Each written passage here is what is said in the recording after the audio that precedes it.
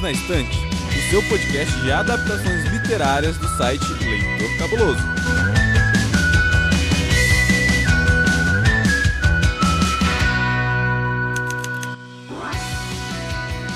Saudações quadrinídeos, pessoal, aqui é Milton Cabuna e hoje sou eu apresentando aqui o Perdido na Estante, essa nossa microsérie falando sobre esse objeto tão querido para todos nós, que é o livro.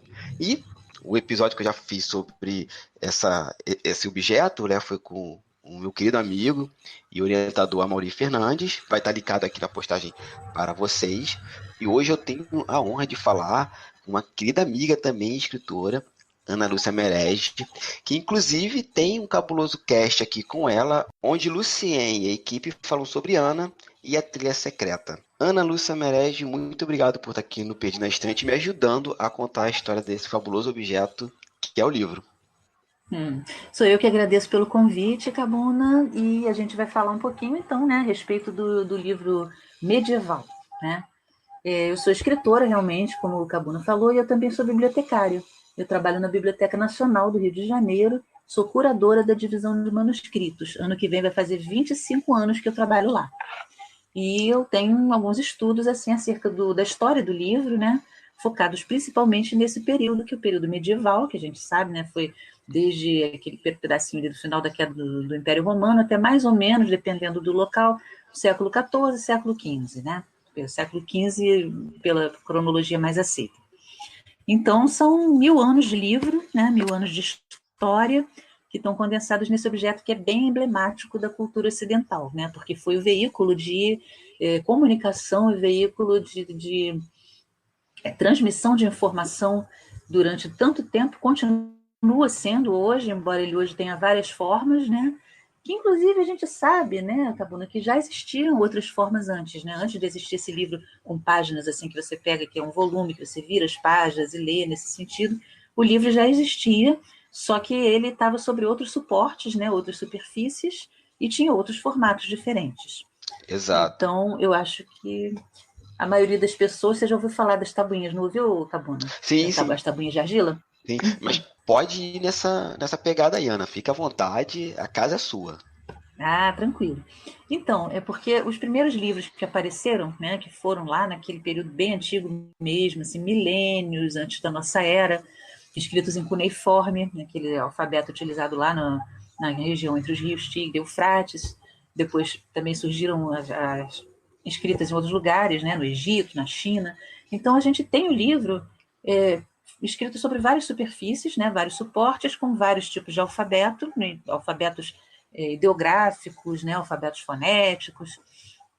E, assim, das formas mais conhecidas, a gente pode destacar essas famosas tabuinhas de argila, das quais existiam bibliotecas na Babilônia, né, lugares assim. A biblioteca do rei Assurbanipal, por exemplo, era composta por tabuinhas de argila que eram divididas, ele já tinha uma espécie de catálogo ali, né, e elas eram divididas em ciências do céu e ciências da terra.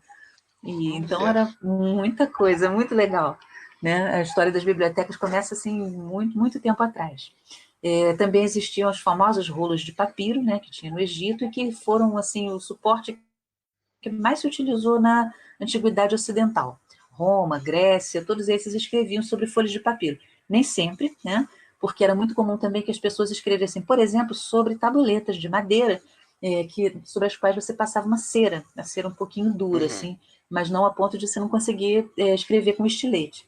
Então, por exemplo, uma criança fazendo trabalhos, né, que um professor tivesse passado, uma pessoa anotando uma coisa assim que depois seria apagado, uma conta, alguma coisa, ela podia utilizar uma superfície como essa, que depois ela raspava, porque o papiro, embora ele fosse abundante, tanto ali no Egito como em algumas outras partes, ali, por exemplo, pela Sicília e outros lugares você ainda tem papiro, mas principalmente no Egito mesmo, ele era um material que era frágil, né, de difícil confecção e é razoavelmente caro também. Certo. Né? E na antiguidade teve várias formas de escrita. Assim, na China você escrevia às vezes sobre ossos de tartaruga, né? Escreviam em tabuinhas. Em lugares como a Índia você tem escritos em folhas de árvores grandes, como folhas de palmeira. Né? Então tudo isso foi utilizado. Era muito comum também escrever em cacos de cerâmica. Né? E também as grandes inscrições em pedra, em obeliscos e outras coisas assim que até sobreviveram. Mas, por excelência, a antiguidade, essa antiguidade clássica, né, que nos legou tanta coisa, o pessoal da Grécia, de Roma e tal, escrevia sobre papiro. Escrevia os gregos, a partir do século VIII, antes da nossa era, copiaram o alfabeto dos fenícios, né? Colocaram as vogais ali, sempre os fenícios rule. Quem me conhece sabe que eu tenho um pouquinho de mania dos fenícios, que são, brinco dizendo assim, talvez sejam mesmo, né, meus antepassados, né, do Líbano e do Algarve, ali, do Portugal do Algarve, mas eles realmente legaram muita coisa, e uma delas foi esse alfabeto, né, que no tempo deles não tinha as vogais. Quem teve a ideia das vogais lá foram os gregos, tanto que a lenda grega de como eles conseguiram a escrita diz que ela foi conseguida através de Cádmo, né, que era um príncipe de Tiro, que era uma cidade dos fenícios. E, Olha então, só. pois é, porque no fundo está essa verdade aí. De fato, eles é que levaram o alfabeto para vários lugares lá do Mediterrâneo, mas os gregos já também conheciam outros tipos de letra e tal. Fizeram um aperfeiçoamento ali bem grande e começou-se a escrever. E o alfabeto latino deriva também bastante do alfabeto grego, né? Então, escrevia-se em grego, escrevia-se em latim, veio o período cristão, né?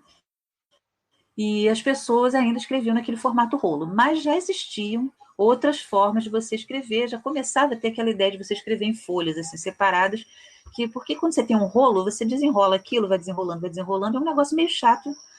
Quando você quer comparar uma escrita, por exemplo, você tem que ficar abrindo o rolo, deixando ele parado num lugar, é complicado. Ao passo que um volume, né, que você chama, que é aquela parte, um livro como a gente conhece hoje, né, que é uma coisa quadrada, assim, com folhas, ela é mais fácil de você abrir uma folha, parar e comparar aquilo com outras escrituras. E o papiro, por sua vez, era caro, era de difícil obtenção, então já a partir antes disso mesmo, mas principalmente a partir do primeiro século, já se estava começando a fazer algumas experiências com pele de animais. Eles pegavam a pele de um animal, essa pele era curtida, raspada, passavam cera, tinha uma série de fórmulas para fazer isso, e dava aquela folha, né, semelhante a uma folha de papel, só que em vez de ser feita de tecido, como mais tarde seria o papel, era feita de couro, de pele de animal. Só que era um processo custoso, era um processo muito caro, né, e não era muito fácil você conseguir, então ainda era uma coisa mais complicada. Além disso, você teve a cultura letrada que você tinha no período grego e romano, ela diminuiu muito nos primeiros séculos da cristandade, porque você teve as invasões bárbaras, né? Você teve todo aquele período em que as pessoas não eram tão baseadas assim no livro, na letra da lei. Então, uma grande parte da população europeia era uma população que não era letrada, não utilizava o livro. Só Né? uma pergunta. Esse momento que você está falando da queda da letralidade da Queda do população, letramento. já é o início da Idade Média ou a gente A ainda gente não está chegamos falando de lá? um período da Idade Antiga tardia, é o período das Ah, invasões tá. bárbaras, aquele período do século II, III, né?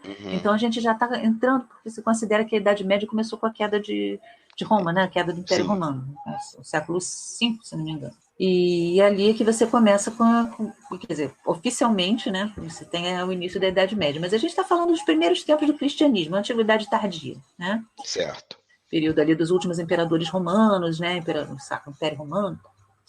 Então, nesse período, você já tinha invasão dos bárbaros, você já tinha uma grande mistureba ali de culturas, né? E a ideia de você ter pessoas que fossem o povo letrado em escolas e aquela coisa dos pedagogos e tal, aquilo foi se perdendo, né? Então, você já começou a ter a cultura letrada, começou a ficar muito centrada nas mãos de quem? Dos religiosos, da igreja.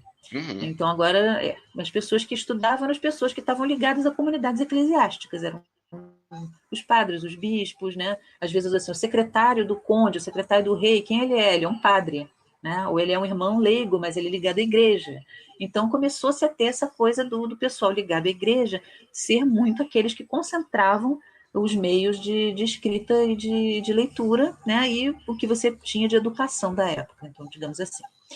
E aí, por volta do século I, II, III, quando chegou no século IV, você tem uma figura que meio que catalisa essa ideia do livro ocidental como a gente tem hoje, que é Jerônimo, é o São Jerônimo, depois ele foi canonizado. Jerônimo era um estudioso, né? E ele foi aquela pessoa que traduziu a Bíblia para o latim, e Jerônimo ele era um grande estudioso mesmo dos textos sagrados, ele se comunicava muito com a comunidade dele através de cartas, né, de de textos eclesiásticos e tal, e de cartas explicando a doutrina e tudo mais, e se lançou o trabalho de fazer essa tradução. Então, para isso, ele precisava cotejar uma porção de versões que ele tinha das escrituras, porque elas foram sendo escritas ao longo de muito tempo, eram vários relatos ali que iam se somando, né? E você tinha, então, vários... Ele tinha que ver qual era a forma, assim, realmente correta e tudo. E foi a partir desse período do Jerônimo que o formato códice, né, o formato desse livro quadrado de folhas, se impôs ante o modelo anterior, que era o do livro em forma de rolo. Certo. E, ao mesmo tempo, passou-se a utilizar mais o pergaminho, mas lógico que não foi uma coisa assim, um decreto, né? Agora acabou o papiro, a gente só usa pergaminho. Não. Você começou a ter livros escritos em papiro, outros escritos em pergaminho, até o papiro ir perdendo paulatinamente a sua importância, e os livros em rolo também sendo reservados para quando você tinha, por exemplo, um diploma, né, um decreto, assim, uma coisa, um edito. Às vezes essas coisas assim ainda você fazia um rolo, mas um rolinho menor. Para você ler um livro ou mandar uma carta, você começou a usar agora mais as folhas separadas, né? Para os livros começou a ser utilizado esse formato de códex, que eles chamam, né? Códex, códice, que é o que a gente usa hoje, que é o formato livro, ele vem da palavra códex, que significa tronco de árvore, porque aquilo parece um pedaço de tronco, inclusive geralmente eles eram encadernados em madeira. Então, a gente ainda está muito longe de chegar naquele período em que a gente imagina o livro medieval, porque quando eu falo livro medieval, Cabuna, como é que você imagina que é o livro? A cara dele. Olha, eu imagino que é algo grande, perto de 1 metro de tamanho, assim, grosso, devido ao papel. Papel não, né? Até que eu posso dizer que é papel, mas devido ao material da época. Sim. E sempre vem na cabeça a capa de madeira e as iluminuras, aqueles desenhos mega elaborados, aquelas letras. Sempre vê isso. Então, no período do Jerônimo, a gente ainda está bem longe das iluminuras que viriam bem depois, né? Séculos depois. Mas a gente não está longe da ideia de você ter algum tipo de ornamentação.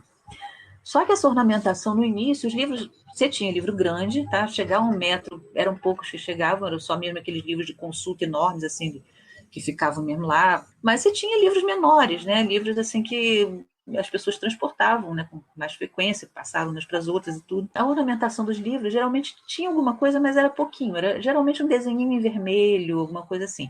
Porque você tem que ver, você tem livros que são mais a crônica do santo, não sei o quê, que você pega uma pessoa que desenha e faz aquele livro todo elaborado, geralmente mais de uma pessoa. Mas você também tem um livro mais utilitário, né? Um livro que o padre escreve lá as oraçõezinhas dele, né? Um livro que tem umas receitas de culinária, um livro que tem uma crônica, que tem contas, que tem notas, né? Às vezes uma coisa assim. Então, esses livrinhos utilitários também existiam. E geralmente eles eram num pergaminho assim, piorzinho, né? Uma coisa muito comum já nesse período era a reutilização do pergaminho, de você raspar, por exemplo, as contas do mosteiro de 30 anos atrás, eu raspo e escrevo por cima. Então, né, esse pergaminho era reutilizado porque é muito caro. Excelente. E começou... eu não tinha noção disso. Não, e muita coisa se perdeu quando eles começaram a pegar textos árabes, por exemplo, já uns séculos depois, acharam, isso é coisa de árabe, às vezes era uma gramática, era um livro de medicina, e aí raspavam e escreviam as coisas por cima. Olha. Você falou o nome da técnica, qual é? Palimpsesto. Palimpsesto é o pergaminho reutilizado. Entendi. Tá?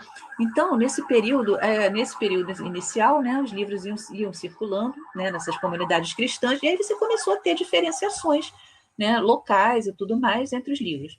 Então, no início você tem alguns livros que se destacam, alguns lugares que se destacam em termos de confecção do livro, porque eles produziam muitos livros e produziam alguns livros que eram diferenciados no sentido físico, né, no sentido de material. Um dos lugares é Bizâncio. Você tem no século VI, em Bizâncio, uma influência helenística muito grande, né, porque eles eram herdeiros dos gregos, era para a igreja oriental e tal. Então, você tinha tradições orientais, tradições ortodoxas, e isso se transmitiu não só para o tipo de...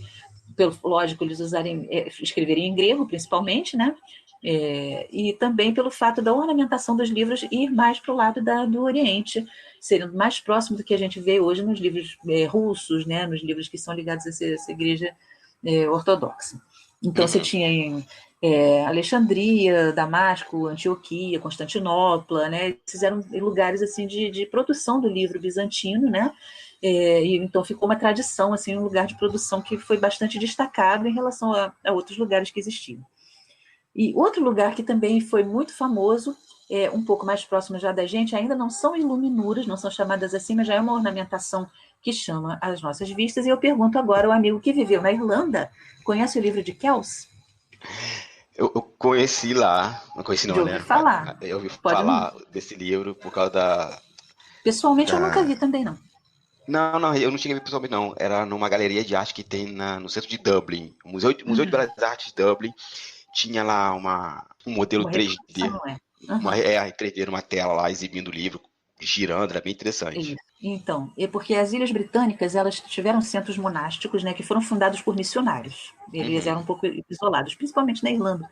E ali criou-se um estilo que não foi só dos livros, né? Criou-se um estilo também que passou para arquitetura, para joias, outras coisas assim, que tem uma influência tanto dos celtas quanto dos saxões e um tiquinho dos vikings, mas principalmente celta. Então, essas obras assim eram bem intrincadas, e tinha umas cabeças, algumas coisas que lembravam assim, umas cabeças de cavalo, umas sereias, umas coisas assim. É uma arte muito característica da Irlanda, né? Que carrega todo um uhum, peso do cristianismo local, né? Que é um cristianismo que tem códigos próprios, tem orações próprias, chamado cristianismo celta, né? E você tem exemplos assim maravilhosos, né? Que é o livro de Durrell, por exemplo, do século VII, o próprio livro de Kells, que fica por volta do ano 800, né? E os evangelhos de Lindisfarne, que são datados mais ou menos dos anos 700 e pouco, né? Porque foi pela invasão de Lindisfarne que começou a chegada dos vikings às Ilhas Britânicas, né? Em 793. Então, esses são exemplos de muitas obras, né? Que foram confeccionadas lá naqueles mosteiros, né? De influência celta, ao passo que na Europa continental, né, os reinos ali que tinham tido suas invasões lá pelos francos, né, os merovingios, os visigodos, e cada um deles continuou produzindo dentro da cultura cristã, né, escrevendo principalmente em latim, e quando havia dinheiro para isso, quando não era um livro assim, meramente utilitário, com uma ornamentação que também foi evoluindo de acordo com o que você tinha na época. Né? uhum. Então, a escrita que eles utilizavam nesse período, vamos dizer por volta do século IX, século X, por aí, era uma escrita que derivava da escrita romana. Ela era muito chamada de uncial, né, ou semi-uncial. Dizem que é porque ela tinha a ver, era meio arredondada, lembrando um polegar, uma unha também, né? Certo. Mas aí tem várias possibilidades assim para digamos assim, para a origem dessa palavra, mas a escrita é chamada de uncial ou semi-uncial, e tinha suas variantes. Você tinha o céltico, né? Tinha o merovingio ali na França, você tinha o visigótico na Espanha, onde houve alguns reis assim, descendentes dos visigodos, né? E a partir do século VII, século VIII, você começa a ter a chegada dos muçulmanos. Né, os muçulmanos chegaram botando para quebrar, eles tinham uma cultura bastante avançada, né, a primeira dinastia que chegou, a dinastia dos Omíadas, eles tinham uma cultura avançadíssima, né, e eles foram herdeiros dos gregos, eles vieram através da literatura grega preservada lá em Bizâncio, eles conseguiram resgatar muita coisa que já tinha sido perdida, seja com as invasões, né, de vikings, outras coisas, seja com os próprios cristãos que queriam apagar na herança dos pagãos, né? Uhum. Então, eles conseguiram, através das traduções gregas, eles conseguiram pegar muita coisa que tinha sido escrita por cientistas da Grécia Antiga, né, do mundo clássico, romanos também e tudo, juntaram com os próprios estudos, observações astronômicas, né, hospitais e tal, e criaram centros culturais maravilhosos ali na Península Ibérica, principalmente no Reino de Córdoba. E isso se estendeu por um longo período, criou toda uma cultura nova ali, uma nova forma de escrever texto. E logo eles teriam também o papel, né? O papel veio a chegar através dos muçulmanos também, porque o papel, na verdade, era uma invenção chinesa. Os chineses conseguiram fazer um papel feito de polpa de madeira, de fibras de madeira prensadas, né? Que dava um produto que se transformou num ótimo suporte de escrita. Só que o segredo dele era guardado com os chineses, ninguém sabia mais. Porém, né, no século VIII, os muçulmanos conseguiram capturar uns fabricantes de papel chineses, pegaram o segredo, começaram a usar, né, e acabou chegando aos domínios dos muçulmanos também na Europa. Então, a gente vai ter as primeiras fábricas de papel por volta do século XII, né, na Itália, na Espanha, em lugares assim. E uma curiosidade, Cabuna, você sabe que muitas pessoas me perguntam quanto tempo levaria alguém para copiar, por exemplo, uma Bíblia, né? Daqui a pouco a gente vai falar dessa questão dos escritórios, né, dos lugares. Então, quanto tempo uma pessoa levaria para copiar a Bíblia inteira? Você tem uma ideia? Nossa, eu vi isso na História da Arte 2, muitos anos atrás. Mas minha professora falava que o trabalho podia ser de 6 meses, dependendo da elaboração, da equipe, até anos. Que eram muitas Claro. variáveis ali para montar uma Bíblia. Normalmente, a escrita de um livro ornamentado, ela envolvia muita gente. A escrita só, a parte escrita, podia eventualmente envolver uma pessoa só. Então, Uhum. quando eu morei em Portugal também na década de 1990, eu assisti a um seminário em que se falou que, vamos supor, que um padre, um jovem padre, né, que não tem dor nas costas e não precisa levantar a todo minuto, sentasse no primeiro dia de verão, na primeira hora em que fez luz, e começasse a escrever a Bíblia. E só parasse quando a luz natural diminuísse. Então, se ele está no primeiro dia do verão, ele tem um dia longo, né? Digamos que Uhum. ele comeu ali sentado mesmo, fez xixi na canequinha, não foi até a latrina, não foi endireitar as costas, e ficou trabalhando durante todo o período em que ele teve luz natural. Depois ele saiu dali, foi para o refeitório comer e foi dormir na cela dele, todo feliz, porque tinha adorado o Senhor. Aí ele continuou fazendo isso ao longo do verão. E aí o tempo foi passando, né? Os dias foram ficando mais curtos, né? E ele continuou trabalhando em todos os momentos em que houve luz natural, não parou nem nos domingos, que é dia do Senhor. Ele termina de copiar a Bíblia 8 meses depois. Ele trabalha sozinho. Claro, quando você tem um monte de gente fazendo cada um livro da Bíblia, você vai ser muito mais rápido, lógico. Mas esse padre trabalhou 8 meses sozinho. Se você pegasse um muçulmano que copiasse a mesma Bíblia, ou seja, o mesmo trabalho, só que ele copia em árabe, quanto tempo ele leva? Aí tu me pegou, não faço a mínima ideia. Ele leva 4 vezes menos, porque a escrita dos muçulmanos é uma escrita cursiva, é uma escrita rápida, enquanto que a escrita latina, escrita com as letras latinas, você praticamente desenha uma letra de cada vez. Certo. Isso foi o estudo do espanhol que estava lá com a gente, né? Então, assim, pode ser refutado, alguém pode chegar a dizer, mas que besteira que essa mulher está dizendo, claro que não, mas isso foi o que eu ouvi e isso ficou, porque toda vez, assim, quando eu estou na Biblioteca Nacional mostrando o manuscrito, alguém me pergunta quanto tempo alguém levava para escrever aquilo tudo, né? E eu falo todas essas variáveis, mas se você tivesse uma pessoa só, estima-se que levasse 8 meses, né, trabalhando só com luz do dia, que lógico que ninguém faria isso, as pessoas tinham que levantar para comer, para rezar e tal. Enfim, então, você tem, né, nesse período, nesses primeiros séculos da Idade Média, né, você tem estilos locais, né, os estilos variam enormemente, então naquela Península Ibérica já tem a influência dos árabes, na parte ali dos francos, né, você tem um outro tipo de influência, na parte dos escandinavos e por aí afora, né. Mas você tem um momento muito importante que é chamado de Renovatio Romanorum Imperia. Isso veio com o senhor Carlos Magno, no final do século VIII para o início do século IX. Porque o Carlos Magno, que era uma pessoa suposta, diz-se, né, que ele não era uma pessoa letrada, que ele aprendeu a ler no fim da vida, porque muitos reis realmente não eram, eles tinham secretários para fazer isso, tal, mas ele próprio gostava de ouvir histórias, era muito interessado nessas coisas e tal. Carlos Magno resolveu que ele iria revisar toda a literatura.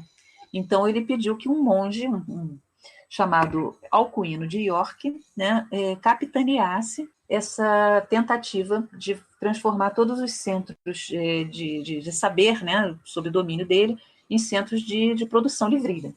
Então, houve centros em Tours, né, em Reims e em Metz, principalmente. E ali eles criaram gabinetes, né, nos quais se redigiram livros novos, se padronizou a linguagem utilizada na diplomacia, né, e, inclusive, eles criaram um novo estilo de letra que usa hastes, caudas, né, isso foi utilizado até o século XIII, e esse tipo de escrita, que é considerada a mais elegante de toda a Idade Média, é chamada escrita carolíngia, justamente em homenagem ao Carolus, que é o rei Charlemagne, o Carlos Magno, aquele que a literatura de cordel ainda adora contar os feitos dele. O Carlos Magno. Carlos Magno Sim, é o muito Carlos Magno, nesse momento, melhor, essa construção que o Carlos Magno pede para fazer, né, dos centros de construção de livro, é que vão dar origem às universidades, né, como a gente conhece hoje, ou não? Não, não necessariamente da origem das universidades, mas dali sim saíram muitos letrados, né? as universidades eram incipientes. Eu não tenho aqui exatamente o período, não, mas as primeiras universidades foram fundadas depois do Carlos Magno, já por volta do século XII, se não me engano. Você tem as primeiras sim. universidades, tem na Espanha, Salamanca é uma das mais antigas, né? Eu não sei exatamente qual foi a primeira, não, mas eu até alguma vez eu li sobre isso, mas elas já foram posteriores ao Carlos Magno. Você começou a ter assim, bibliotecas em mosteiros e bibliotecas catedralícias, né, e bibliotecas palatinas, né, bibliotecas nos palácios, nos locais assim de, digamos assim, concentração de saber, né, como também o rei Afonso X lá da Andaluzia tinha também, né, Afonso Sábio, que eles falam, e como se tinha também a Biblioteca do Vaticano, enfim, né? Esses centros assim onde as pessoas estudavam, as pessoas tinham essa coisa assim com saber, eles normalmente tinham grandes bibliotecas. O povo mesmo não tinha, o povo não tinha livros, não tinha biblioteca pública, não tinha nada disso. Certo. Né? Porque naquele momento ainda não. Isso foi uma coisa mais já para o século XVI, XVII. Aí, um dia que a gente se reunir para falar de história das bibliotecas, eu deixo as minhas anotações à mão, porque realmente é muita data e a gente, né, foca mais no processo mesmo do que propriamente assim nos nomes, né? Então essa letra carolíngia, né, foi sendo utilizada até o século XII e foi um período em que você começou a ter mais mecenas, né, mais pessoas patrocinando a confecção de livros, agora nesse caso livros mais caros, né, mais bonitos assim, e menos produção em mosteiros. Até então a produção até o século XI, XII mais ou menos, ela era bastante concentrada em mosteiros. Você tinha que trabalhar mesmo quando você estava dentro de um mosteiro ou sob a égide da igreja, mesmo sendo laico, né? Eles meio que... E as universidades, elas se criaram muito em torno disso, né? Em torno de mosteiros, igrejas, entidades religiosas, né? Os próprios primeiros professores universitários, eles eram, assim, Pedro Abelardo, por exemplo, eles eram religiosos. Eles, às vezes, não eram padres, né? Nem frades. Mas eles eram proibidos de casar, por exemplo. Então, eles seguiam todo um modelo, né? Que era baseado também na questão religiosa. Mesmo que fosse professor de história, de arte, de qualquer outra coisa, mas ele tinha que seguir esses preceitos assim que eram equivalentes ao de um irmão leigo. Nesse momento, o livro ele já se consolidou então como esse formato que a gente conhece hoje, né? Quadrado, capa, Já. como folhas. Isso já estava consolidado. Já fazia muito tempo que esse formato se consolidou assim no Ocidente, né? E a partir do século XII você começou a ter o papel, então o livro começou a ser produzido, mesma coisa, não sumiu o livro em pergaminho. Pelo contrário, o livro em pergaminho, ele continuou sendo feito quando ele era um livro mais caro, era um livro assim, mais para ser utilizado por uma pessoa de posses, né? Porque era um livro mais durável, ele era considerado um material mais nobre, né? Continuaram fazendo diplomas com ele, livros para serem dados de presente, enquanto o livro de papel, que era um material mais barato, né? O papel era feito com um trapo de pano, né? Era prensado, passava por uma série de moinhos, uma série de bateções lá para fazer o papel. E esse já era utilizado para um livro mais corriqueiro, assim, um livro que era usado por estudantes, depois começou a ser também por mercadores, comerciantes, porque aí começa a ter todos os movimentos, aqueles movimentos de humanismo, né? As pessoas começaram a usar mais a língua vernácula a partir do período do Dante, mais ou menos, século XIII, né? Na Itália começou antes, depois em outros lugares. Então você começou aos poucos a ter uma população um pouco mais letrada, livro a circular mais, né? Mas esse livro aí que as universidades tinham cópias, eles tinham um sistema muito interessante chamado de pécias, né? É como se fossem as apostilas de hoje em dia. A pessoa às vezes não comprava ou alugava o livro inteiro, alugava só uma parte dele que era o que era usado por aquele professor. Então o cara, por exemplo, estudava direito, né? Artes jurídicas, né? Ia ser um mestre de direito. Aí ele tinha um código, por exemplo, de leis, mas naquele ano aquele professor tinha uma cátedra que ele só estava estudando uma parte. Então, o estudante, às vezes, pegava, comprava ou alugava só uma parte do livro. Depois, ele passava para um colega. Então, o livro medieval circulava muito mais dentro das próprias comunidades, né? E as universidades, cada curso tinha a sua própria pequena biblioteca, os livros reservados para eles, né? Também usados por professores e alunos. E, além disso, tinham livreiros associados. Você tinha um livreiro que tinha o privilégio de vender livros ligados àquelas bibliotecas. Funcionava dessa forma. Aí, aquele livro bonitão, aquele livro que você falou, com as iluminuras e tudo mais, esse é um livro bastante típico, né, daquele período ali por volta do entre os séculos XIV e XVI. É o período que você tem mesmo aqueles livros ilustradíssimos, né, livros de horas, né, cheios de iluminuras. Então, a ornamentação dos livros, era difícil um livro medieval nesse período não ter nada, não ter nenhum desenhinho, nenhuma vinhetinha, mas às vezes era só um desenhinho mesmo. Uma pequena ornamentação feita em vermelho, né, um desenhinho, uma coisa assim. Aqueles bonitões, né, eles eram muito caros. Porque eles demandavam um pergaminho de boa qualidade também. Olha, tinha muito livro medieval também em papel, inclusive livros de horas, inclusive livros ilustrados em papel. Mas se ele fosse de pergaminho para durar mais, ele era mais caro. Então você tinha o custo do pergaminho, você tinha o custo do material que seria usado, as tintas que seriam usadas ali, você tinha que pagar as pessoas que estavam trabalhando, que nesse período já eram quase sempre oficinas laicas, né? Então eram artesãos que viviam de vender o que eles faziam, viviam você contratava, digamos assim, você fazia uma commission, né, para o cara fazer um livro para você, digamos um livro de horas, né? Livro de horas é um livro de devoção pessoal e é chamado dessa forma porque a igreja medieval, tudo na Idade Média era regido pela igreja, né? E a igreja dividia o dia de 24 horas em 8 horas canônicas, tá? Primeiras, laudes, sextas, terceiras, matinas, vésperas completas, não necessariamente nessa ordem, provavelmente eu esqueci alguma, mas eram 8 horas, né? Então era um livro de orações que você ia seguindo ao longo do ano. Sempre começava com um calendário já ilustrado, né? E depois ele ia seguindo com orações que você fazia ao longo do ano.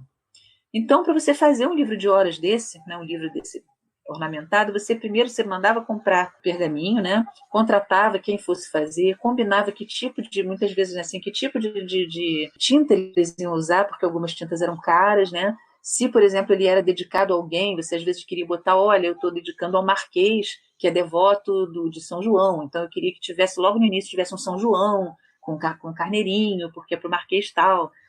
Ou então, é para uma família que as cores deles são azul e vermelho, então eu queria um brasão azul e vermelho. Então tinha toda essa coisa do mecenato, né, da pessoa patrocinar para fazer um livro que muitas vezes era dedicado a alguém, era dado de presente, ou então circulava na própria família. Mas o livro, ele era um símbolo de status, né? Pouca gente lia. Então você andar com o livro, muitas vezes até na própria iluminura você vê um santo assim com o livro e tal, né, alguém lendo, assim, isso era um símbolo de status, era uma pessoa que sabia traduzir a letra da lei, uma pessoa que tinha uma estatura material, né, e até mesmo às vezes hierática, né, dependendo se fosse uma autoridade, digamos assim, espiritual também. Então, né, você contratava e aí você tinha vários profissionais envolvidos, cada um fazia às vezes um caderno, e aí tinha todo um processo para fazer o livro, né? Primeiro eles faziam as linhas, né, desenhavam as linhas no pergaminho, depois eles escreviam, depois eles colocavam a parte de ouro, a parte que levava ouro ou prata, quando tinha, né, que vinha antes de qualquer outro pigmento, porque senão borrava, né? E o que se chama de iluminura são justamente essas imagens onde você tem ouro ou prata, porque elas dão brilho, elas iluminam. Se você jogar luz ali, então você iluminou a sua página. E é isso que eles chamam de iluminura. Mas muitas vezes a ornamentação, outros desenhos assim não levam ouro. Ou só algumas imagens dentro do livro levam ouro. As outras levam tintas que são feitas à base de plantas ou de pedras, por exemplo, tinta marrom era feita com terra mesmo, com ocre, né? Tinha algumas que eram feitas com vegetais, os vermelhos às vezes eram com mercúrio, às vezes eram com sangue de cochonilha, ainda tinha o púrpura, que era obtido daqueles caramujinhos, né? E atualmente, muito pouco tempo atrás, descobriram um azul, um azul que é feito de uma florzinha, que dava um azul lindíssimo, né? Que às vezes é até confundido com o azul do lápis lazuli, né? Que é uma pedra muito utilizada até no tempo dos faraós. Então esse livro era caríssimo, né? Geralmente ele não era vendido por aí, ele era dado de presente ou ofertado, e as pessoas perguntam quanto custa, assim, a gente não tem como botar preço num livro desse, né? Alguns livreiros, alguns leilões lá fora e tal, talvez vendam esse tipo de livro, assim, a gente que trabalha em biblioteca, que trabalha com instituição de memória, a gente não tem a menor ideia do valor material de um livro desse, mas o valor imaterial com certeza é enorme, né? Porque ele é único, é um documento que não é reproduzido e ele é um testemunho mesmo daquele período. E é isso que eu ia perguntar. Esses livros, em geral, eram peças únicas, né? Sim, eles são manuscritos, mesmo que você copie o mesmo texto igualzinho, e as pessoas se deslocavam, né, para ir nas universidades, para ir nas bibliotecas, procurar um livro lá para copiar, para levar para suas comunidades, para levar para alguém que tinha patrocinado aquela viagem. Então você tinha, às vezes, o mosteiro hospedava uma pessoa de fora que estava ali copiando o livro, né? O cara que desenhava muito bem, às vezes viajava para ornamentar um trabalho e tal. Mas cada livro manuscrito, cada manuscrito é um livro, é único. Ele não é impresso, ele não é reproduzido, ele não é feito com chapas, né? Nesse momento ainda. Então ele é único, é uma peça única, né? E geralmente ela tem várias pessoas que trabalharam, um expert muito bom consegue reconhecer várias mãos ali e tudo mais. Com o tempo, na segunda metade do século XII, chegando no século XIII, aquela letra linda carolíngia foi se modificando e criando um estilo que eles chamam de gótico, que é uma letra mais aguda.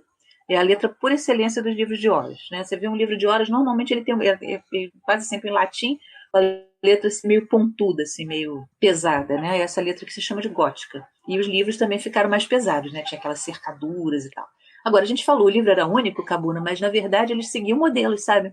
Eles tinham livros que eram como se fossem assim, uns manuais como é que você vai fazer aqui a página, o lado da página, a parte da margem, né? Na ornamentação. Então ele copiava. Eram muitos livros que tinham o mesmo tipo de margem, porque não era assim, tipo, o desenhista sentava e fazia da cabeça dele, ele seguia. Assim, ó, você vai fazer as margens à maneira de Flandres, você vai fazer a maneira da França, você vai fazer a maneira do mestre Anselmo.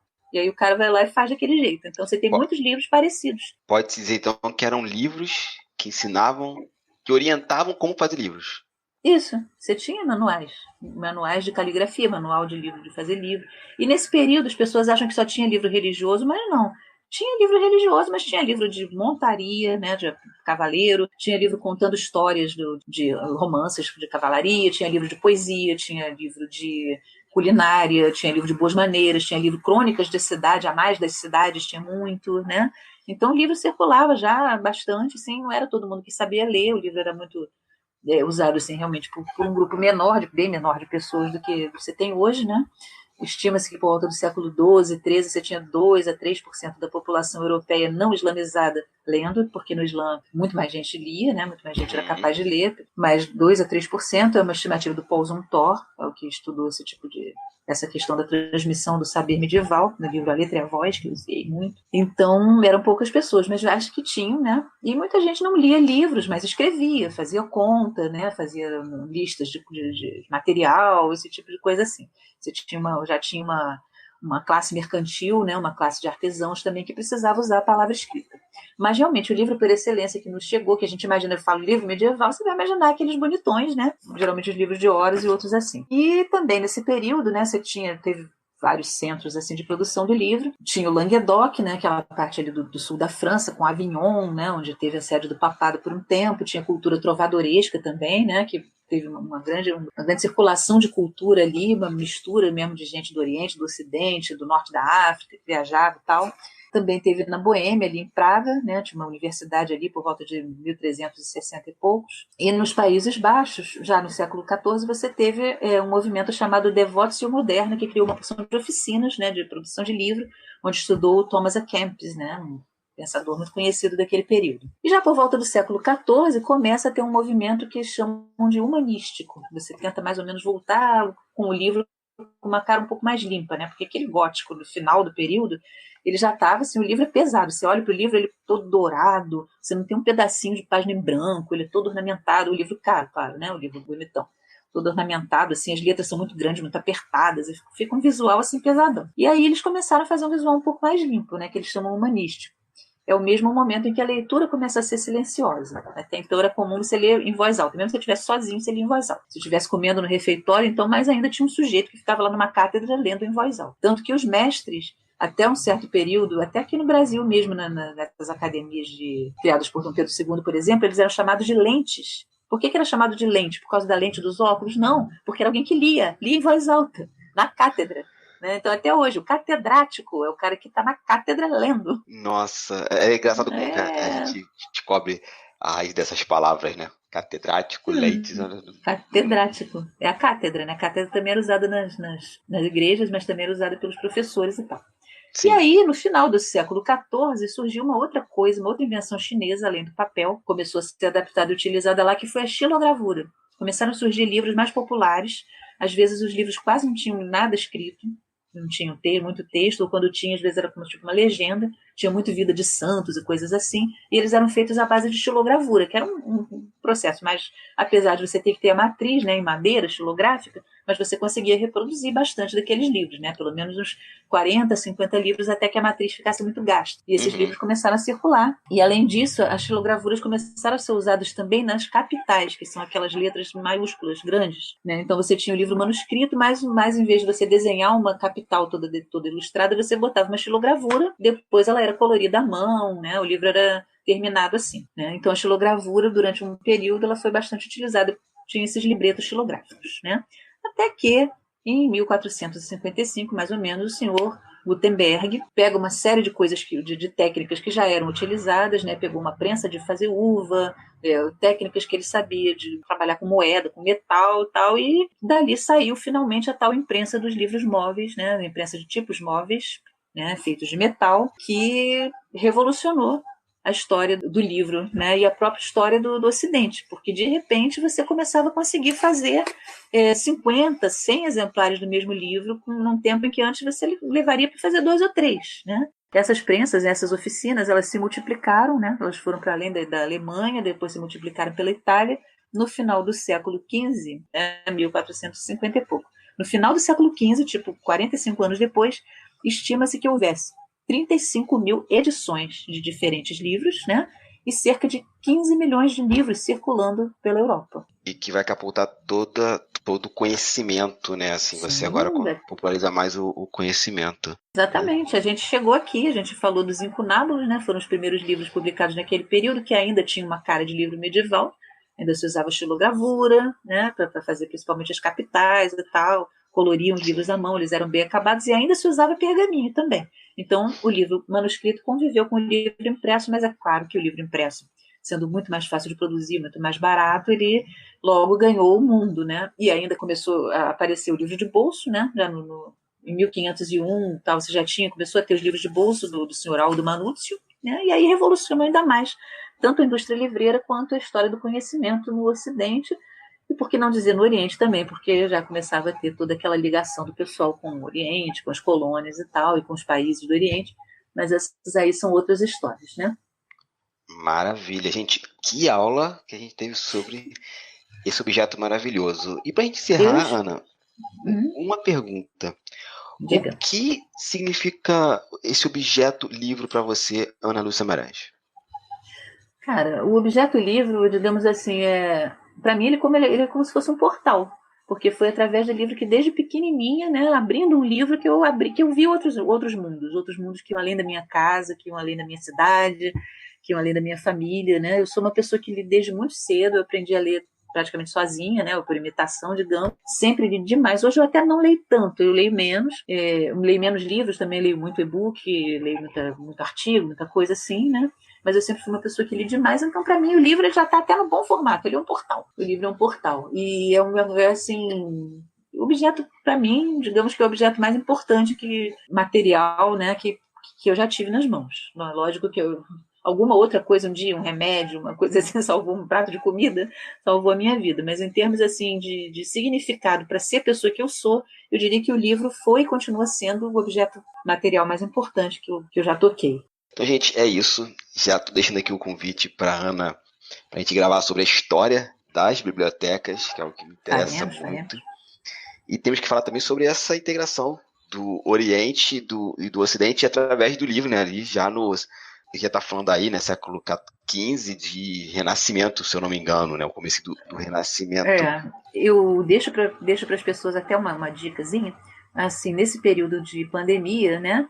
Eu não sei o momento em que esse podcast está indo ao ar, em que você está me ouvindo, mas no momento em que eu falo, a gente está em pleno período de pandemia, né? Eu estou há muito tempo aqui no Brasil fazendo home office e estou escrevendo textos para o site da Biblioteca Nacional sobre história do livro. Então, muitas coisas que eu disse aqui, eu escrevi em textos curtos, assim, para grande público, não é texto de estudioso, né? Texto assim mesmo de divulgação, então nenhum deles é muito profundo, mas também nenhum deles é acadêmico, e eles estão lá, é só procurar dentro da Biblioteca Nacional na parte de textos, né, história do livro, que vai ver alguns textos escritos por mim, abordando esses aspectos, inclusive um período um pouco posterior já da imprensa, né, falando da transmissão do conhecimento e da popularização do livro nos séculos seguintes, 16, 17, o livro científico, o livro religioso, o livro na Reforma, né, que foi um período importante também, por aí vai. Sim, vai estar linkado aqui no post para vocês acompanharem.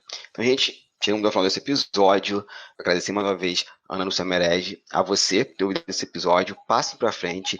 Se você gosta do nosso trabalho, então pense sinceramente em nos apoiar. O link do Catarse vai estar aqui. Tem várias faixas para vocês poderem adequar ao orçamento de vocês. E vocês contribuindo com a gente continua fazendo esse trabalho fabuloso que é tocar o Perdido na Estante, falar sobre literatura, adaptação. Bom, pessoal, nos vemos aí nos próximos episódios do Perdido na Estante, continuem nos acompanhando e mais uma vez, Ana, muito obrigado. Eu que agradeço e obrigada por vocês terem nos ouvido. Abraço, pessoal, até o próximo episódio.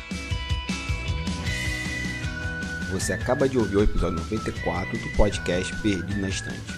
Apresentação, Hamilton Cabuna e Ana Lúcia Merez. Pauta e edição, Hamilton Cabuna. Agradecimento aos nossos apoiadores, em especial a Abner Souza, a Exu, Alessandra Rocha, Alan Felipe, Caetano Jax, Carol Vidal, Carolina Mendes, Cláudia Rodrigues, Clécius Duran, David Figueiredo, Deise Cristina, Francisco Faria, Janaína Vieira, Laine Lilica, Lara Prado, Leandro Gomes, Lu Bento, Lucas Domingos, Mariana Jardim, Mariana Kondratovic, Melissa de Sá, Nilda, Ricardo Brunoro, Rodrigo Leite, Tiago Augusto e Tiago Hildiger.